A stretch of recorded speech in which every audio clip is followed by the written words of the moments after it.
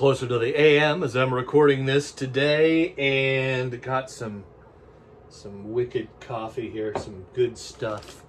I had to throw a shout out, you know. Here in Seattle, we're kind of, you know, some of us can be coffee snobs. So I try not to put creamer in my coffee anymore. Like, I drink it black. If I'm going to drink black coffee, it better be good, all right? I don't want some bitter Folgers garbage. I just can't. So, but I found this. This was at Costco. I already drank all my Vitas. They had the Vitas at Costco. Copper Moon. This is from, Roasted and Packed Copper Moon Coffee, Lafayette, Indiana. It's from Lafayette, Indiana. Handcrafted on Earth. Right? This is pretty cool. I like the coffee. This is called Stargazer. It's a medium blend, and it's quite good, I gotta say. Gonna get into it, all right? Waste no more time. I've got 25 questions for my friend Shaun Spins way over there in Philadelphia. This guy, there he is. There he is having some troubles with the producers over there in the city of brotherly love. Oh, Indiana, man. Shout out to Indiana, making good coffee.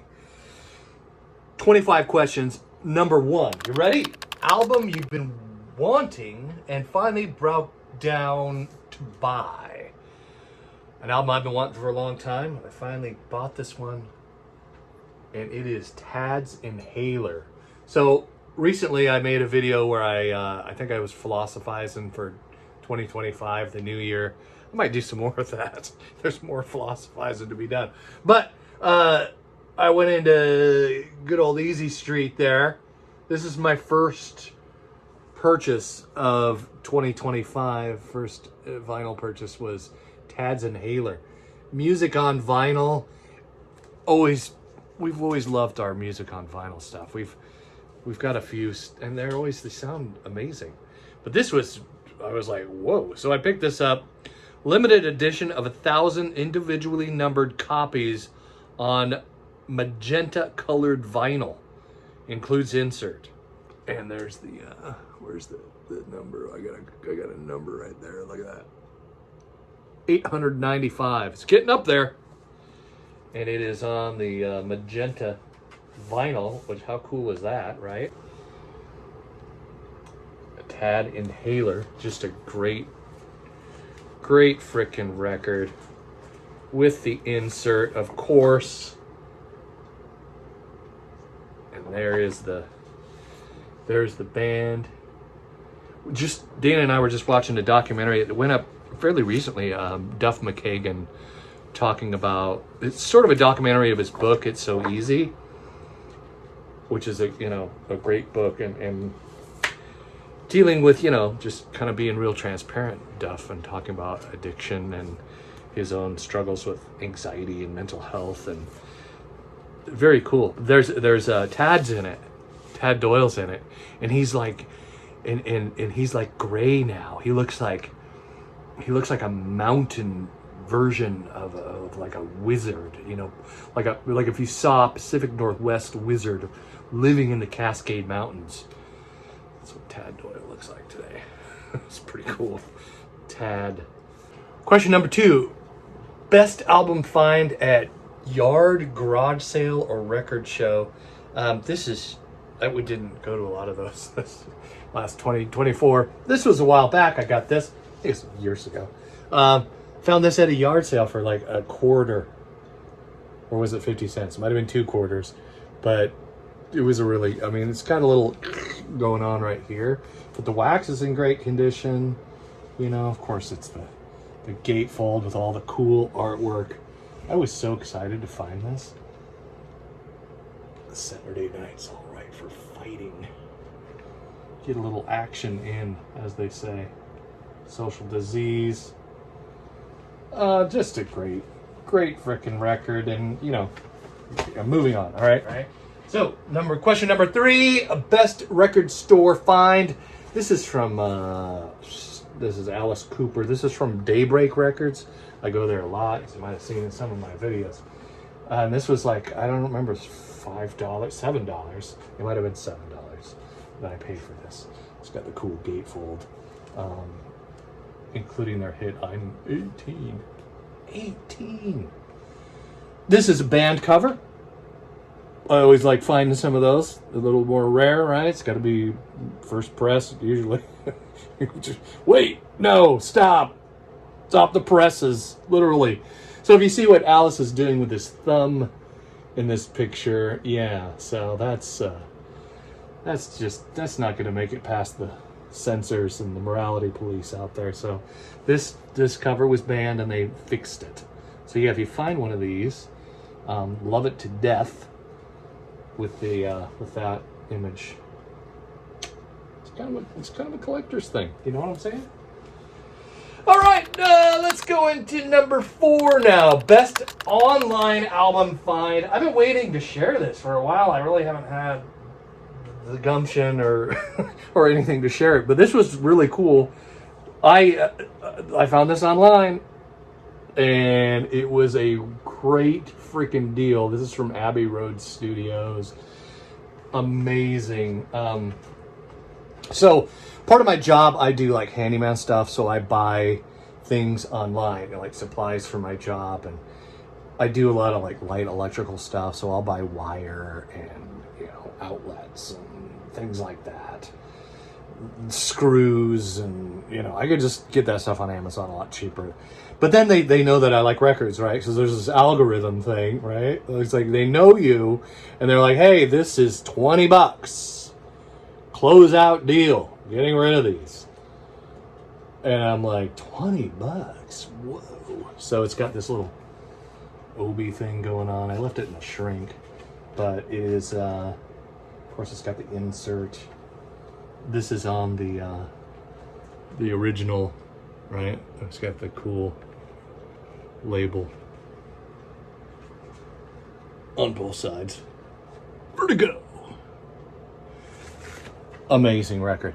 At the end of this record, so I had the cassette tape for a long time. I also have a CD I've shared in another video. I have the CD of Pyromania. Mobile Fidelity put it on 24 karat gold plated. I bought that back in the early 90s, late 80s for, it was like 30, 40 bucks or something like that. So I have that somewhere. It's probably over there with the CDs. But this, at the end of it, so what I thought was really neat about this, I've never seen anyone do before, is the dead wax. Billy's got a gun.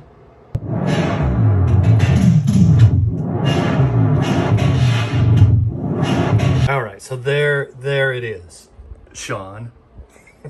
Yeah, Abbey Road Studios. That's my best online find of the year. Question number 5: best played album or song. So this is an interesting one because we saw this band at our local, you know, little watering club venue, Tony V's here in Everett, and just amazing show. Great guy. Gave my wife a pair of sunglasses. We did buy some merch. It's a tank top. It's got like a shark on the front busting through a food truck with a skeleton guy with a taco riding the shark, right? Really cool. But this is Kyle Smith, and I actually put this on a cassette tape. Yes, I listened to it on the streamer. There was no merch, so he didn't have any physical media, or I would have bought, you know, a CD and put the CD on the cassette tape. But, you know, I figure what we paid for the tank top, you know, is probably 10,000 more than I could listen to this album streaming in a lifetime for him to make just that much money as far as streaming services go. Unfortunately, I love this artist, but the music for me hit me at a time where it was just a really rough year, a rough summer, just financially, you know, and stuff, all the things going on, and the music really got me. So start to swear the music can do more than any person, place or thing. Start The music can bring more than what we thought it'd ever bring, but I cannot feel a thing, and it's keeping me alive. Ba-da-ba, ba-ba-da-ba, ba-da-ba. It's keeping me alive. Ba-da-ba, ba-ba-da-ba, ba-da-ba.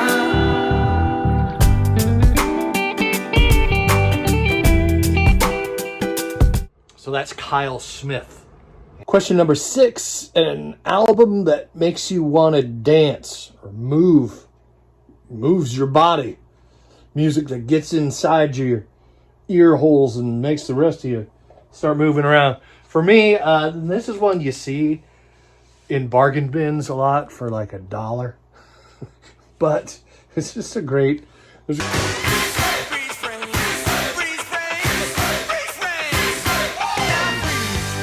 One of them, of course, is Freeze Frame. And what's the other one? Centerfold is also on this record.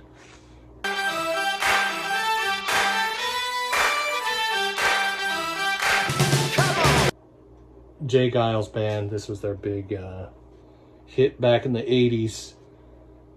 Amazing. Question number 7, moving on through. Favorite album to travel around town with? Okay, so here's another one where I bought this back at when we were in Phoenix at good old The In Groove over there. And I love this record. I remember when this record came out, about 1987. I had it then too. It got lost or destroyed. My life in 1987, I was lucky to survive the 80s, right? I'll be honest. There's not a whole lot of valuable things that I still own from that time period. And physical media is a big part of one of them. A lot of cars got ruined. I was a mess. But this record, there's a song on this record that still stands out to me. I could do a whole video on that song. Bad Attitude. I found a cassette tape at I think it was at Daybreak or somewhere, and I was like, oh, this is awesome, and I've been listening to that driving around the city doing my job. I'm a handyman. I drive around Seattle, mostly Seattle metro area. Favorite album on Long Voyages. This is number 8. We're up to question number 8. Favorite album on Long Voyages. This would be ZZ Top, Afterburner. I just picked this one. I like ZZ Top for some reason when I'm on a long drive, man. Just like, there's something about those guys. Maybe it's part of it is they are car guys too, right? I mean, there's a lot of guys that are, I got my Alice Cooper. Alice Cooper's a car guy.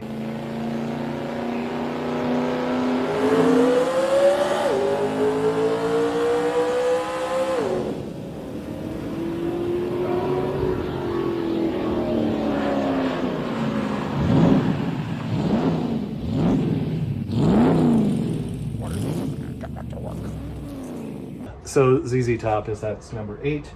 Moving on. Number 9, an album that makes you sad. So I picked this one. I bought this album when it was new, by the way. These got stored in our basement. And this had some water damage. We actually had a fire here. It didn't burn the place down, obviously, but it was significant, and they did drench the house with water. So some of my records got damaged during that time, including this one. But it sounds fine. Wax is good. My buddy Dave Labonte and I went to this show, and it's one of those things that I am sad my friend passed. Same year as me. I think Dave was maybe 3 months older than me, and he had a heart attack, and it was really sudden, and now he's no longer with us. But just memories from this show. I think I did maybe I'll put it in the end screen or something. I did a video called Rat Poison, where we went to the show. Poison was the opening act for Rat, and we had pet rats, and we brought our rats to the show, and the adventure ensued. So there's a whole story behind that. I cried a lot. I still think of Dave a lot. I think about him almost every day. I've known the guy since we were 15 years old, and he was 50. I'm 56. It's 6 years ago now, and it's like, anyway, album that cheers you up. Are you sad, Russ? What cheers you up? David Bowie. David Bowie tends to cheer me up. I love this album. This will also make your butt move, right? Put on your red shoes and dance the blues. What do you do with the blues? You dance them. That'll cheer you up. So David Bowie, that's going to be entry number 10. And number 11, album that you play in the winter.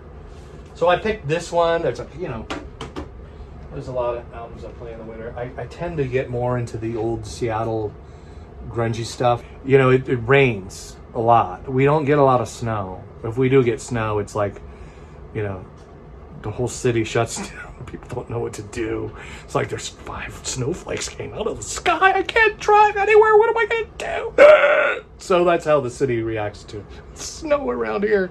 I mean, it's dark. Even during the day, it's dark. There's my heating up my coffee again.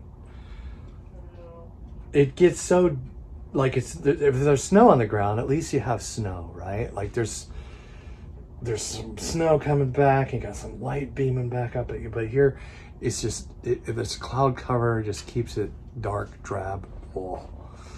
It can get to you emotionally.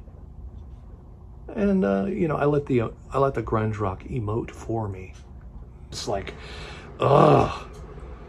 That's why we drink so much coffee. I heard Seattle, like we're one of the largest cities for consuming coffee and books. It's a lot of reading and drinking coffee. That's what we're big on winter. And grunge rock, of course. Grunge rock is a thing we're very... So winter, grunge rock and winter go hand in hand with me. 12, an album that you play when it's very quiet. I'm getting used to liking quiet. I went through trauma therapy. So my young life was traumatic, all right? So I wouldn't wish my childhood on anyone. I had my young adulthood, a lot of it was reaction to some of that. So when it's quiet, I'm better with the quiet now. But I used to be just, let's turn up the noise. I don't like it quiet. I don't like sitting in this quiet space. I don't like the way my mind feels when things are at rest and at peace. That was me for a while. So I would just do anything I could to cover it up, with noise a lot. And there was a record for me, there's a band for me that kind of, I don't know what this cat's been through, but this is the writers of some of this music. This band is...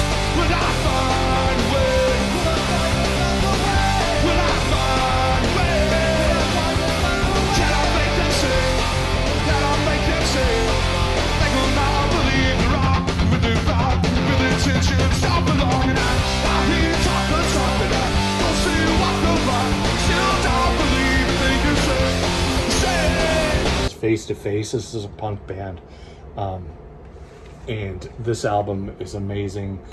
Someone dealing with their shit. That's this album for me. So I don't know if that's an answer to that question. An album you like to play when it's quiet. This was a musical snapshot at a time when I wanted to not have it quiet. So there you go. That's Face to Face. Love this record. Number 12, 11, 13.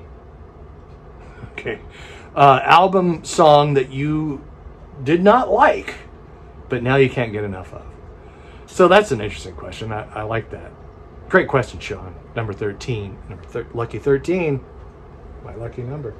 Here's an album that I did not like when it came out. And I remember this new wavy stuff, like I was Mr. Punk metalhead guy. Don't give me that crap. Tears for Fears and, all these Frankie Goes to Hollywood and, all these bands back then. So So yeah, wasn't a fan of this, but now I love it. I love this album. I love this music. Part of it, we saw a cover band, like an '80s cover band, did a really good job of. They're called Nightwave here in the Seattle area, and they did a really great. All they did was like kind of like this new wavy kind of '80s stuff, and did a great job. The lead singer was like really young too.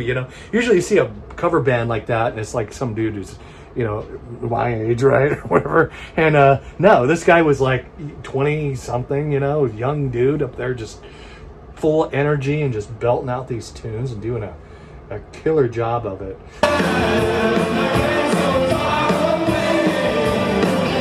Nightwave admits their early days weren't so killer. We probably were pretty rough as a band. We're playing maybe 5 shows a year. But as they played more gigs, their popularity grew to the point where they were doing upwards of 60 shows a year pre-pandemic. They even produced a live album and did a series of virtual concerts. They even gotten to play with some of their 80s idols. Literally. We're really lucky and very blessed that we've had the chance to play with Billy Idol 3 times in 10 years. The last time they played with Idol was earlier this year in front of 5,000 fans in Spokane. Album you play during making or eating a meal. So this is almost like number 15 is an album that reminds me of a different time. So I like to play a lot of jazz, when I'm in the morning, especially if I'm making breakfast or something like that, I'll play jazz. But my wife and I went to Vancouver, BC in 23, October, the year before. Went and saw a Måneskin concert, and it was a high-rise. We stayed in a high-rise right in the city of Vancouver. Got a great deal on it. I made a whole video about that too. But I pulled this up on the streamer, and then I was able to find this album, and I was so happy. They repressed this. Tone Poet things or something, I don't know. Blue Train by John Coltrane. So I figured we ate our dinner. We had like a kitchenette in the place, which was great. So we could make our own food instead of spending a freaking fortune on some restaurant. So we had a meal there, and we listened to this album, just overlooking the cityscape at the 11th floor of this building that was on a hill. This building that was made in the 40s. This building that still had the screw-in fuses in the breaker box. I had to look. It was like, wow. But, and it's still there. I guess they're still going. This is a great album. So that's the answer to that question. Also of a different time, right? We took a vacation out there and saw Måneskin. And that was great, too. Also, the beginning of some of that IRS stuff coming down on us. And one of my vans, my work donkeys, broke down. It was just a bad time, so we almost didn't go to this show. And we decided, not just YOLO or whatever, But, yeah, man, life is happening. Try not to get so wound up in some of the things that are happening in your life that you don't do these things. Like, again, we had to not do a lot of things we wanted to do while we were in Vancouver, like eating in our room, for example. We did buy some pastries one night, but we didn't, again, we almost didn't go, and that was a lot to do with finances and circumstances, but we went anyway, and it turned out to be a really great time, a very memorable life experience that I'll cherish forever. And every time I look at that record, I think of that time that we almost didn't experience that. We almost didn't have that because we were, making, oh God, this sucks and everything's coming down on us. And it's easy to push life back and say, I'm not going to do something that's life-giving and memory-making. And, 20 years from now, I probably won't be thinking about the IRS, but I will remember that, right? that time in that high rise and listening to that record and just having that time in our lives. All right, I'm gonna get on with it. All right, so album you forgot you had, that would be number 16. This is Rod Stewart. So I like this record. This was the one that's got Hot Legs on it, right?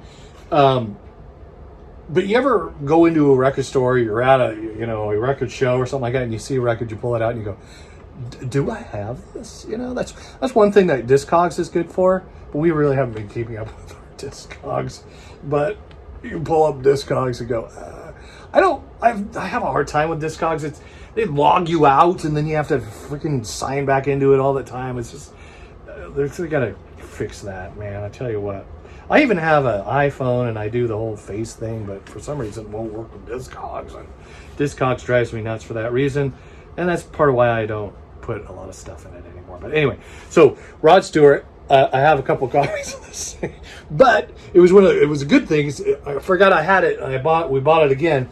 But this one, what's cool about this one, it's sort of beat, and it plays fine. It's got good wax. But this one, unlike our other copy, has this insert. And it's like so cool. I didn't know this came with the record. Did it come with the record? But yeah, it's got every page has got a different piece of art for the songs that are on the record. How freaking cool is that? Born to Lose, You Keep Me Hanging On. All the artwork in this, like this, that's amazing. Loving You is wrong. I don't want to be right. It's the old Tube TV right there in the background. You've Got a Nerve. So cool. There's the band at the time. Mr. Rod Stewart. So, it's one of those things. I was like, we have a couple copies of this now, but this one, I was glad we bought this one. And it was like, I don't know, $1, right? Somebody didn't know that insert was in there, maybe, huh? An album that reminds you of the one you love. I think we talked about this in another video, but I'll bring it up again.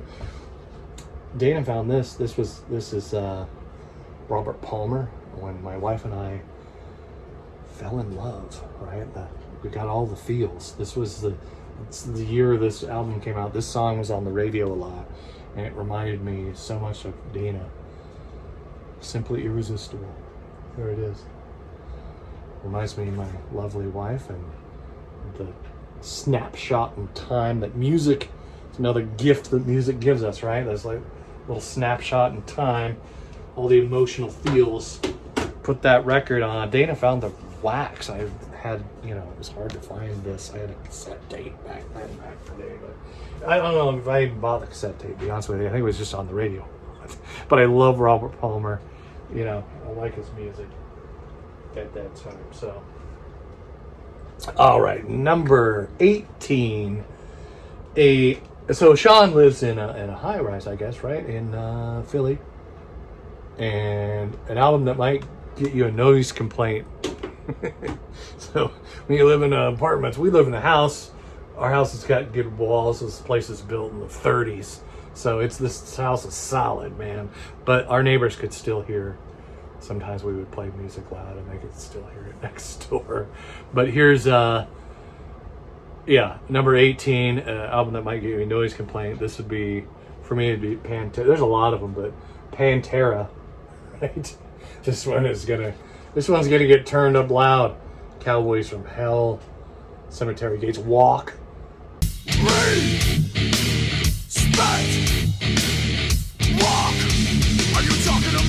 Oh, this is just an amazing record right here. You gotta crank that one up, man.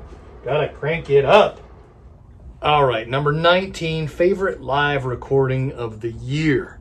So again, didn't spend a whole ton of money on records 2024, so bear with me. I'm a bit time blind, I can't always remember when things happen. So I got this is one of those record store day records that I got after record store day because it didn't sell out on record store day, or they got more came in or whatever. But I got this at Easy Street. We saw the show, and this was a great little intimate concert that happened at the Racket, New York City. Lady Gaga was there. Just amazing little live record. So I was happy to pick that up. It was like $20, not too bad at all. Number 20, album you shared with a guest. So another one, speaking of live records, we had guests stay. Was that this year or last year? I can't remember. I know, so we're both a little time blind on this one. But Sarah Bell, our kind of my little sister, I don't know, she basically babysat for us when my daughter was a child. And Sarah Bell we became friends. She stayed with us for long periods of time. You know, she'd come over, babysit, and then stay like a week when she was a young lady. Went to the Bahamas. We took her to the Bahamas back when we had money. It was Silver Platters. Yeah. She found it at Silver Platters. Silver Platters had this. It was a pretty good deal too, wasn't it? It was for a double LP. It was like, what, 25? Or it was like under $30 for this. And it's an amazing record by Pink, who's, you know, become a pop star. Started out pretty punk rock. I think it was just pop punk, right? Back in the day. Good old Pink. This is a cool live album, and the girls really got into it. Number 21, album that you played a lot of air guitar or air drums with. I'm a competition air drummer. Saw that on a commercial. Thought it was funny. Okay, so this is one I picked up. Aaron Jones, Child of the State. So Aaron is a guy from right here in the PNW. And this is a killer rock and roll album. This man is a gifted guitarist. Here come the boys from the Puget Sound. Can you hear me?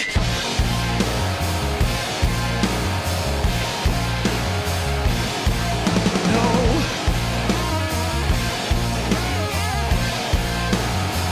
Can you hear me? Album that, most played soundtrack of 2024. I'm gonna go and say this one. This is a soundtrack, all right? This is Prince and the Revolution, Purple Rain.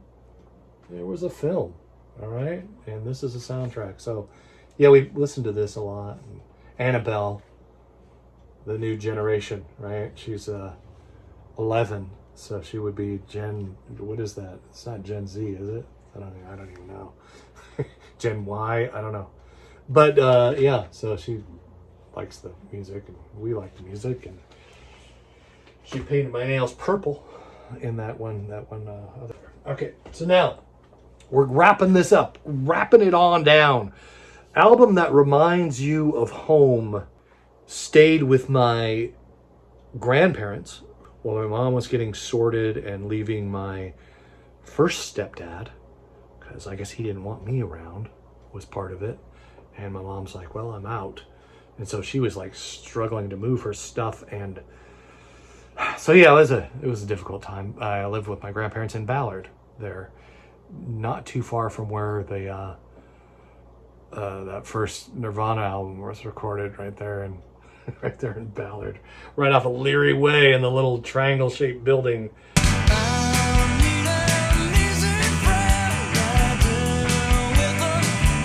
Old Jack and Dino in there mixing and recording.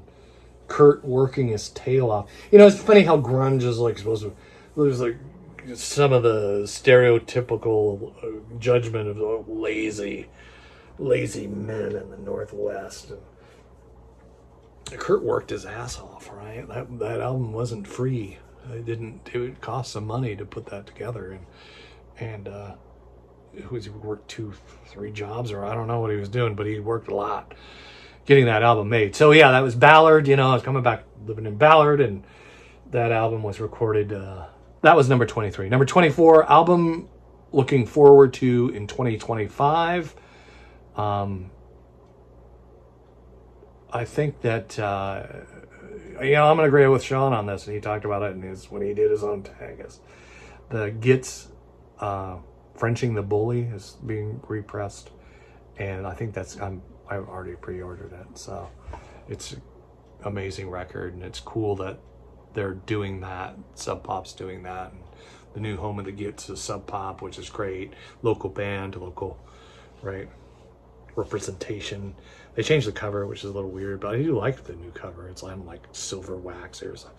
It made news with the New York Times. That was kind of neat.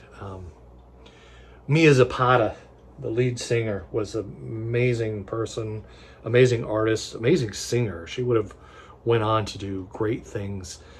There's more attention attracted to the band because of the way she met her demise. She was murdered, which is a horrible story. But Mia was an amazing artist, and just if she would have been still around, God knows what kind of amazing music she could have made. Album that needs a repress in 2025. As a Van Halen fan, I saw Van Halen back in the day. My buddy got me this. My buddy Tom. Tom saved my life once. That's for another video. My buddy Tom gave this to me for my birthday. I got these came with some represses of the Van Halen Dave stuff, so I got some of those. But this is that was his concert ticket from the Monsters of Rock back in the day. And we saw Van Halen on Wednesday, July 27th, 1980 something, 86? Yeah, I don't know. $25. The latest record, Dave doesn't like, David Lee Roth, right? Yeah, he just didn't like it. A different kind of truth. And it was all right. I liked it. I liked that song Tattoo. Dave wrote the lyrics, I guess, to that. But he didn't like the record, so he doesn't want it. Like, when did David Lee Roth, I'm just going to throw it out there, all right? This is my opinion. But when did David Lee Roth become such a dick, right? Just tearing into Eddie Van Halen's son. Like, you're supposed to love these guys. And, it's just a complicated story. I haven't got into the book. That'll probably be a 2025 thing, get into Alex Van Halen's book. But it's just like, seriously, why is David Lee Roth, insulting Wolfgang Van Halen? I like his music. I think he's a phenomenally talented guy. Some of the video from the Taylor Hawkins show, it's like, wow, that stuff went viral, just showing Wolfgang up there playing the guitar and being awesome. And, here's David Lee Roth just shitting on the kid. And it's like, and then he doesn't want to release this record for his fans. It's all about you, isn't it, Dave? Like Dave, classic, massive narcissist, I guess. So, and I love the guy. Like, I'm heartbroken over the narcissistic a-hole the guy's become, because I grew up with Van Halen. I loved all his interviews. He kept himself fairly, not totally sober, but you know what I'm saying? Like, he always had his wits about him. Like, he liked a lot of cocaine. But he always fairly had some wit to him. He was always funny in interviews. He was like very philosophical, and I miss that guy as opposed to the older, kind of grumpy old man. Get off my lawn! Whatever he's become.